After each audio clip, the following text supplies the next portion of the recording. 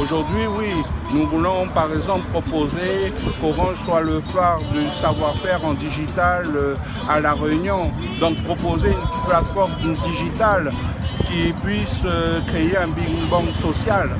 Donc en collaboration avec Pôle emploi. Les consommateurs, vous les mettez où là-dedans justement Les consommateurs, ce sont des humains. Ils sont comme les salariés au cœur. Qui veut dire, comme vous voyez aujourd'hui sur certaines communes, qu'il y a des rues commerçantes qui ferment. Pourquoi? Parce que le pouvoir d'achat il diminue, la précarité. Qu'est-ce que les entreprises font? Ils sont en train de scier la branche sur laquelle ils sont assis. Nous ne voulons pas de patrons qui demain sont dans le consumérisme, qui demain se mettent à courir après les bénéfices sans prendre en compte l'humain.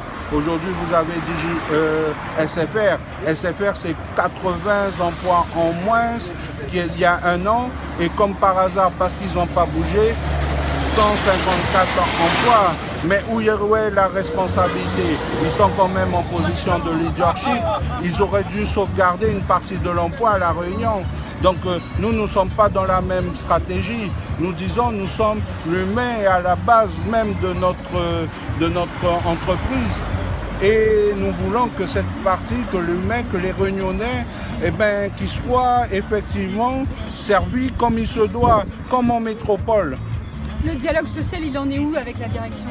Le dialogue social, nous sentons qu'il y a aujourd'hui par rapport aux autres, comme on dit, à la concurrence, parce que c'est une concurrence débridée, néfaste pour le marché des télécoms. Par rapport à cette concurrence, nous sentons que le dialogue social il se durcit de plus en plus, voire même que les OS ne sont plus entendus. Alors ceux qui aujourd'hui disent qu'ils sont entendus dans un dialogue social, je dis non. Pourquoi? Parce qu'à chaque fois il y a des comparaisons de chiffres, comparaisons en personnel. Et vous savez, quand une entreprise se met à licencier, c'est pas parce qu'elle a des problèmes, mais c'est pour engendrer beaucoup plus de bénéfices pour les actionnaires. Ce n'est pas... C'est le point de départ finalement. J'ai bien compris qu'il y a un conflit. Qu'est-ce qui vous a fait démarrer? Pourquoi là vous vous êtes dit tiens on va faire une grève? Il y a eu un élément déclencheur, il y a eu quelque chose, vous avez eu un dialogue qui s'est rompu. Pourquoi finalement vous vous êtes retrouvés là ce matin? Elfocom, syndicat responsable, a été interpellé par les salariés pour deux raisons. La première raison, ça a été l'emploi. La deuxième raison, effectivement, c'est la rupture d'un dialogue social. Pourquoi? Parce que, effectivement, nous avons des personnes qui ont un pouvoir, qui ont des salaires précaires et qui sont à la compagnie. Aujourd'hui, l'entreprise, du jour au lendemain, a refusé à ce personnel de se garer à l'intérieur de la compagnie.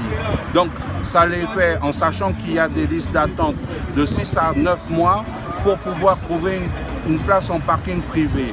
Deuxièmement, l'entreprise dit nous allons rembourser à 50% le parking. Or, il y a des lieux en métropole où c'est remboursé à 100%. Mais nous ne pouvons pas mettre un tel dialogue, nous ne pouvons pas dire que ce personnel qui doit garer dans la rue doit courir à chaque fois pour aller mettre de l'argent dans les parcs-mètres. Deuxièmement, il y a eu une volonté de modifier les horaires et les régimes de travail sans prendre en compte les problématiques du personnel.